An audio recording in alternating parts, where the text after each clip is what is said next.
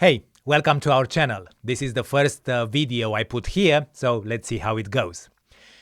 I was doing some work recently, some work related to information security risk management, and I went, again, through the guidelines in ISO 27005, and especially the part in this standard about risk identification.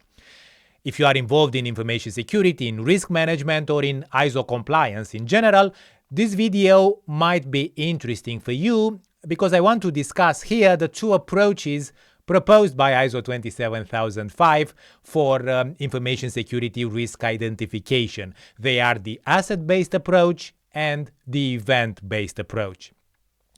Let's try to understand what they refer to. But first, a few words about this standard. ISO 27005 is a member of the ISO 27000 series published by the International Organization for Standardization, or ISO in short. This series of standards is about information security management.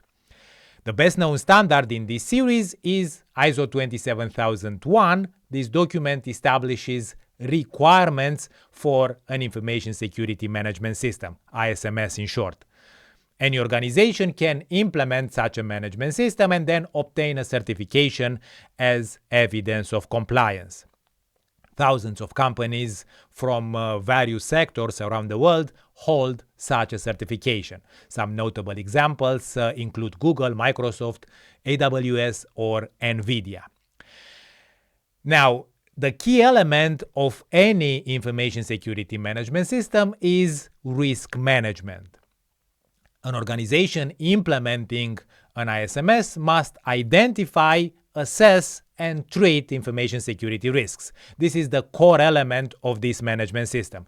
A comprehensive and correct understanding of the risks will lead to the selection of appropriate controls and, in the end, to an improved security level. That's the principle.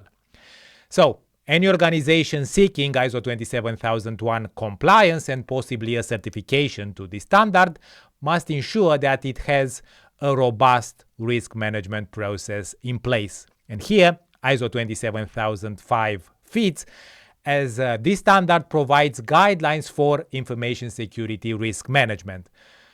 And the crucial step in the process for managing risks is identification. The organization must identify risks, and for that, ISO 27005 proposes two main approaches.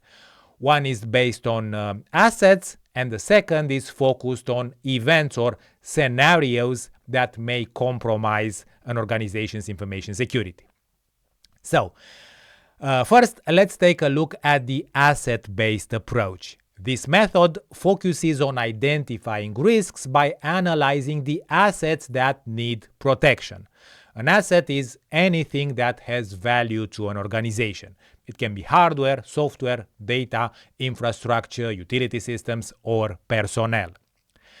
Of course, assets are not equal in terms of importance for a company. There are primary assets which are essential to business operations, and there are also supporting assets which ensure that the primary assets operate as expected. After the identification and the categorization of assets, the next step would be to identify threats and vulnerabilities. A threat may exploit a vulnerability of an asset to compromise information security. For example, let's consider an e-commerce platform and its on-site data center. This is an asset that might be threatened by fire, by flooding, or by unauthorized physical access. If the facility lacks surveillance systems, secure access controls, and a fire suppression system, then these would be considered vulnerabilities that make the asset exposed to potential risks.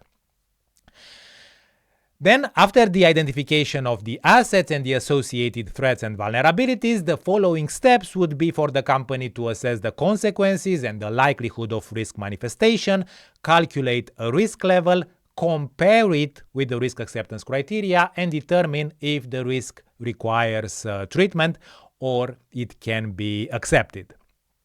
Another example of the asset-based approach can be about a hospital and its patient records database. This database is an asset that contains confidential medical information, prescriptions, and billing details. Threats to this asset include unauthorized access by employees, ransomware, system failures, or denial of service attacks. Vulnerabilities, on the other hand, may include outdated software, lack of multi-factor authentication, insufficient network segmentation, inadequate security awareness among hospital employees, and a lack of redundancy or failover mechanisms, which could make the system more susceptible to denial of service attacks. So, with the asset-based approach, the underlying concept is that risks can be identified and assessed through an inspection of assets and then the identification of the associated threats and vulnerabilities. This approach is particularly useful for organizations that have well-defined assets, such as financial or medical institutions, for example, or manufacturing facilities. For a small startup where most personnel work from home, this approach may not be the best option. Such a company may choose an event-based approach for risk identification. In the event-based approach, instead of focusing on assets, the organization must consider realistic attack scenarios and failures, and from here, identify information security risks. The first step is to consider possible events such as a phishing attack or a system outage. Once a scenario is chosen, it is analyzed to understand how an attacker might exploit weaknesses. For example, in a ransomware attack scenario, an employee might click on a malicious email attachment, triggering malware that encrypts critical files. The attack vector in this case is a phishing email with a malicious attachment. The consequences of such an attack could be operational downtime, data loss, ransom demands, and possibly regulatory penalties. And risk mitigation strategies in this case include employee awareness, email filtering, maintaining regular and secure backups, and deploying endpoint detection and response solutions. In the event-based approach, the idea is that risks can be identified and assessed through an evaluation of events, possible scenarios, and their estimated consequences. Let's consider the example of a fast-growing fintech that provides an online platform for instant payments and for financial transactions. One day, this company experiences a coordinated cyber attack targeting its payment processing infrastructure.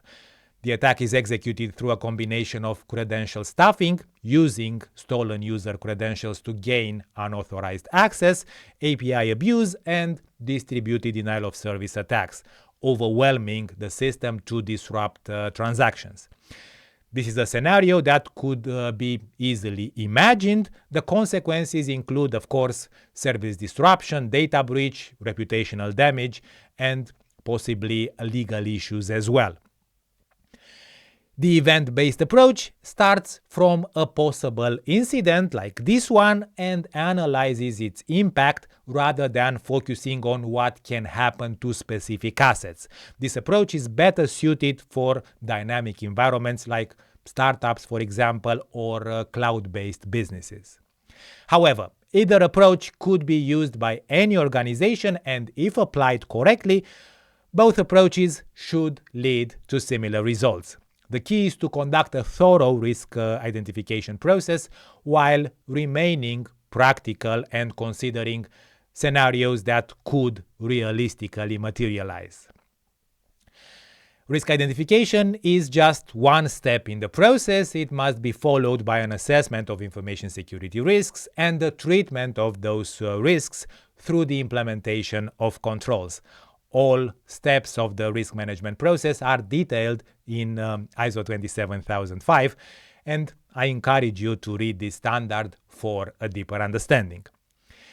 If you like this type of content, you can let YouTube know by liking this video. And if you'd like to see more, consider subscribing to this channel. You can also visit our website, Riksert Education, where you can access our courses, including the one on ISO 27005. We have an online platform for testing and certification of persons there, as well as articles on topics related to standards, to management systems, auditing, and compliance. I've included links in the description of this video. So, thank you for watching and see you in the next one.